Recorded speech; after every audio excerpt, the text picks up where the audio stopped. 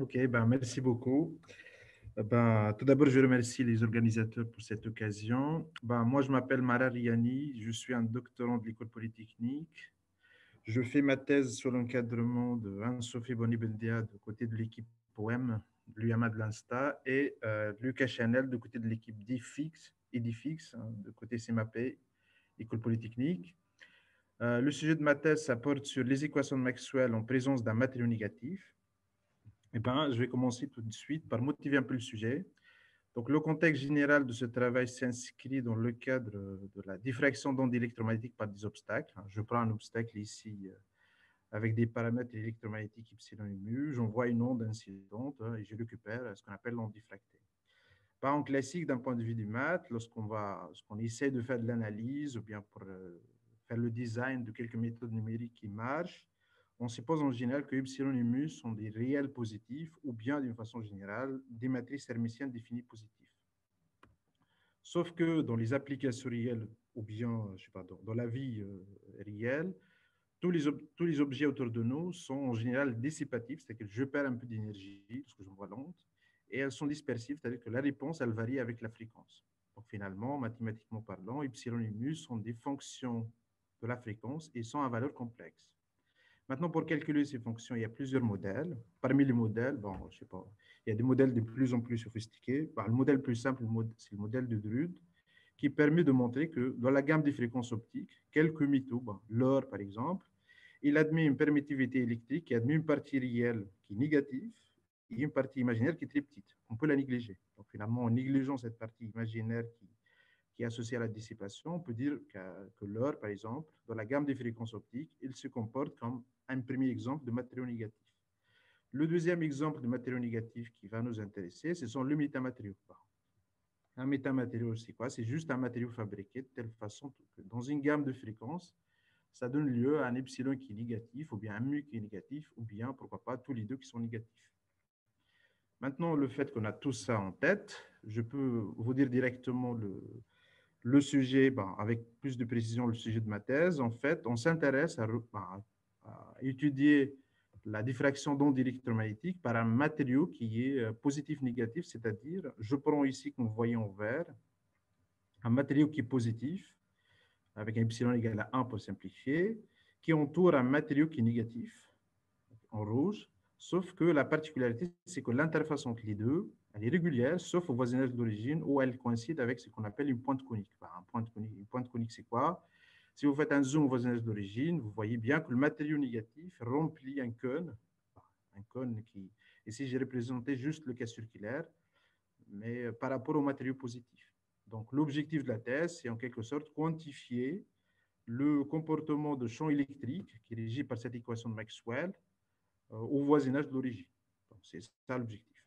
Bah, comme tout travail de recherche, il y a des choses qui ont été faites avant ma thèse. Le premier travail qui va nous guider un peu, c'est un travail qui a été fait dans le cadre de la thèse de Lucas Chanel avec Anne-Sophie Boni-Bendia et Patrick Serlet, et dans lequel, dans un article qui a été publié en 2014, ils ont considéré la configuration générale, c'est que je prends un matériau négatif qui est entouré par un matériau positif avec une géométrie quelconque. Ce qu'ils ont montré, c'est que d'une façon générale, il y a un intervalle, ce qu'on appelle l'intervalle critique, tel que si epsilon moins la permittivité de matériau négatif, elle est en dehors de cet intervalle, tout va bien, c'est-à-dire que le champ électrique, il est avec un comportement classique, c'est-à-dire il est L2 à L2. Bon, ça, c'est équivalent à dire que l'énergie électromagnétique dans le milieu, elle est finie. Cet intervalle critique, il contient en général la valeur -1, qui est associée à une résonance en quelque sorte, et il dépend de l'interface. Donc, si on applique ça à notre problème, on va pouvoir déduire que lorsqu'epsilon moins la permittivité de ce matériau négatif en rouge, elle est en dehors d'un intervalle qui dépend juste de l'angle alpha, parce que la géométrie de l'interface, elle dépend que de alpha. On est gentil, c'est-à-dire qu'on a un comportement classique, le champ électrique et le champ magnétique sont tous les deux dans L2, et l'énergie électromagnétique, elle est finie. Donc, la première question qui vient en tête, c'est comment déterminer les bornes de cet intervalle. Et la deuxième question, la plus importante, c'est qu'est-ce qui se passe lorsqu'on est à l'intérieur de l'intervalle critique. Le deuxième travail que j'aime bien le mentionner, qui va guider un peu notre intuition, c'était un travail qui a été fait aussi dans le cadre de la thèse de Lucas Chanel, avec Anne-Sophie Bonnet-Bendia et Xavier Claes, et dans lequel ils ont considéré une équation plus simple que les équations comparée à l'équation de Maxwell, dans un domaine relativement plus simple que la pointe conique. C'est un domaine en 2D. On remplit un secteur, donc l'alpha, avec un matériau négatif et le reste, c'est un matériau positif.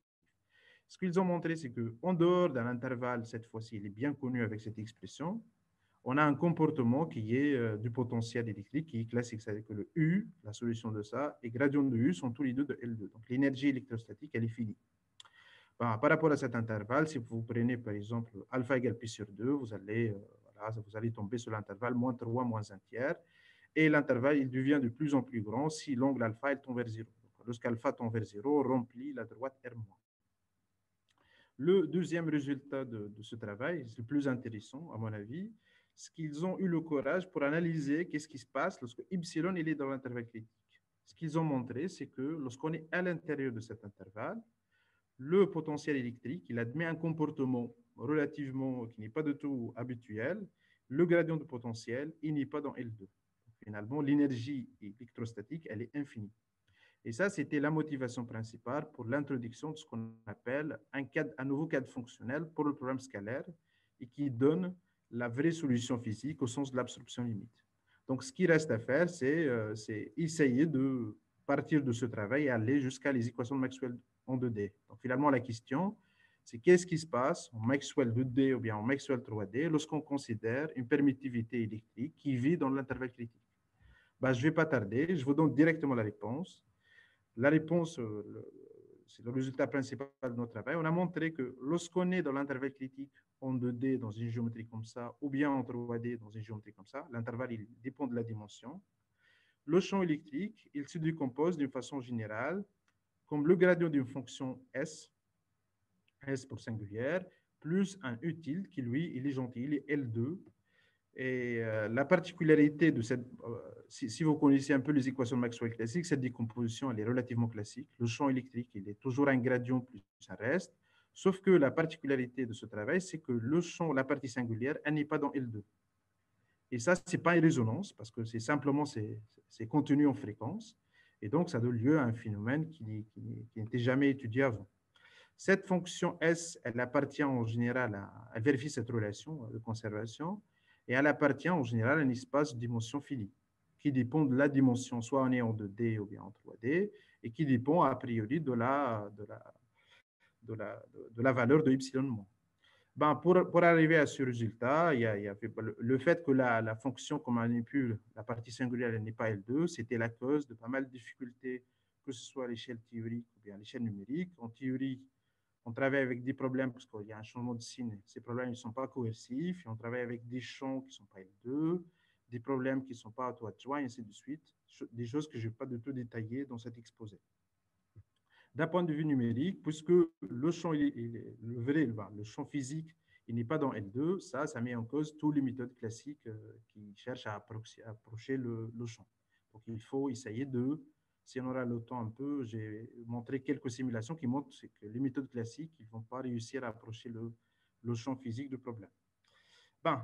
Donc, dans le reste de l'exposé, je vais essayer de vous expliquer d'où ça vient ces singularités propagatives. Déjà, pourquoi on les appelle propagatifs. Donc, pour ça, on va aller visiter le cadre 2D, puis on va passer par le 3D. Et si on aura un peu de temps, je vous donne des flashs sur la simulation numérique.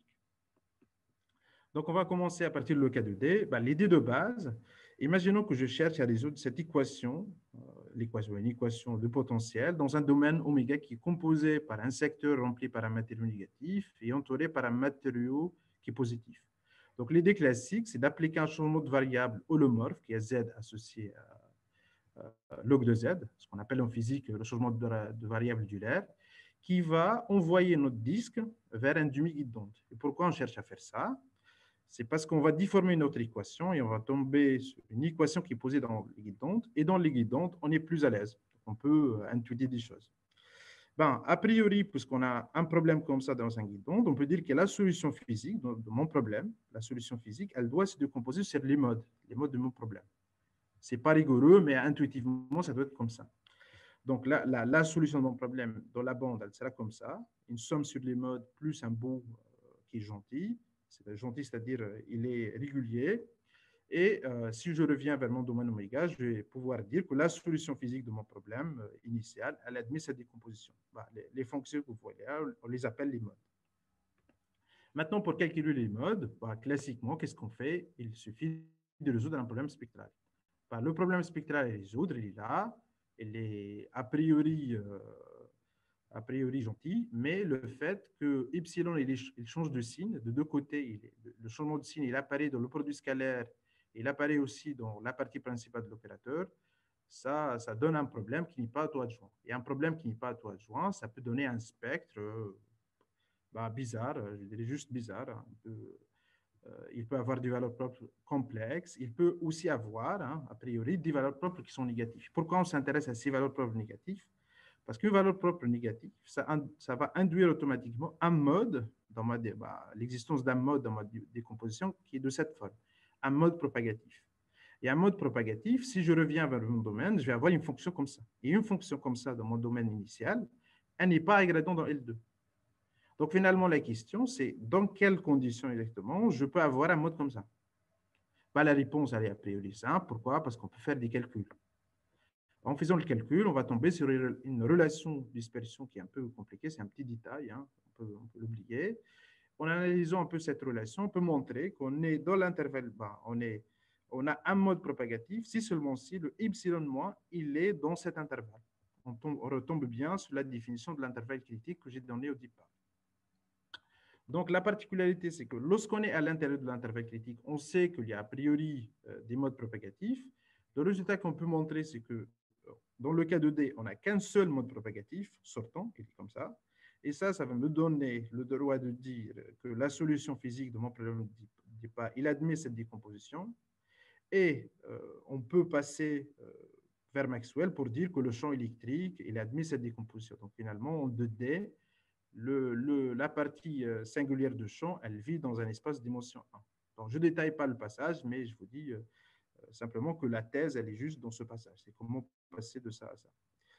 Maintenant, pour finir avec cette partie, je vous donne juste l'image de la fonction singulière. Vous voyez bien, ici, dans cette zone, j'ai pris un matériau négatif entouré par un matériau positif, et vous voyez bien que la singularité, c'est une fonction qui oscille et qui va vers le coin, parce elle doit aller vers le coin, parce que c'est la solution physique. Elle est de plus en plus oscillante si on s'approche du coin. Donc, finalement, c'est pour cela, elle n'est pas de tout classique.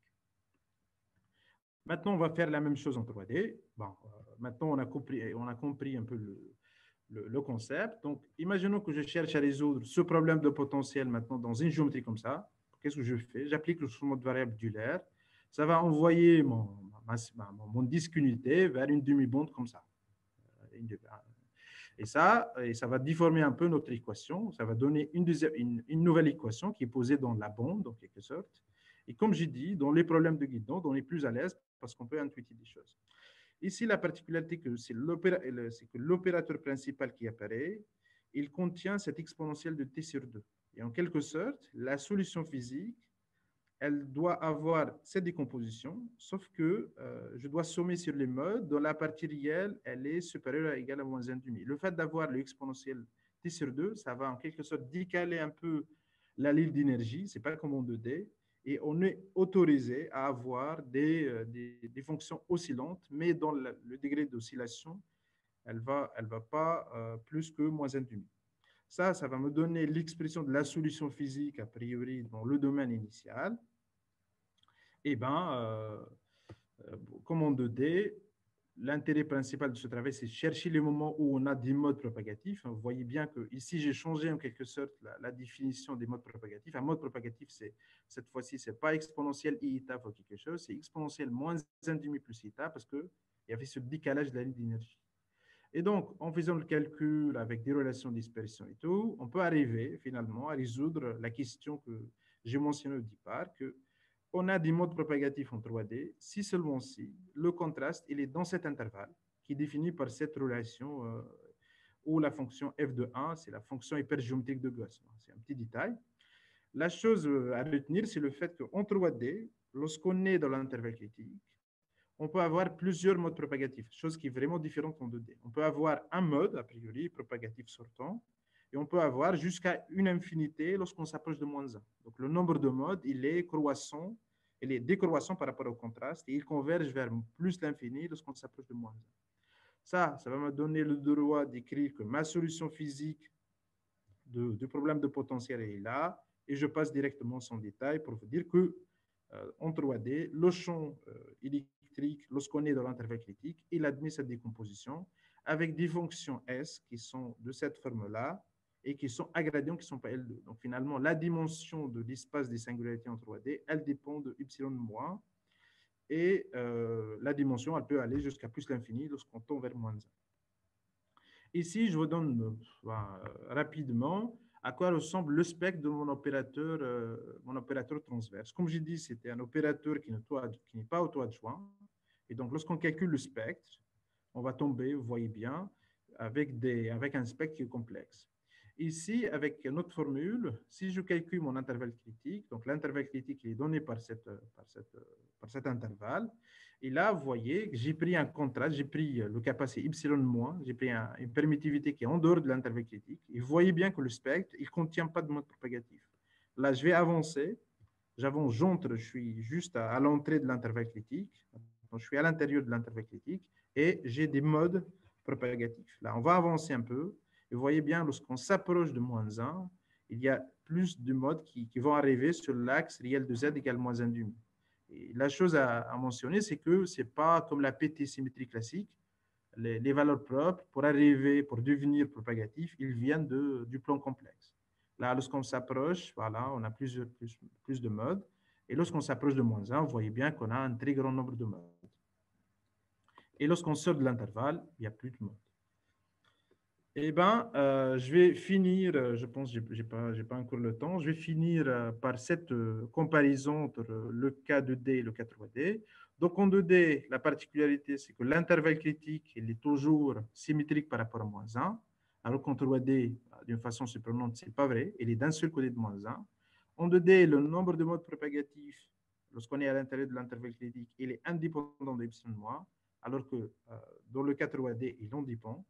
En 2D, il n'y a qu'un mode sortant propagatif. Alors qu'en 3D, on peut avoir un très grand nombre lorsqu'on s'approche de moins 1.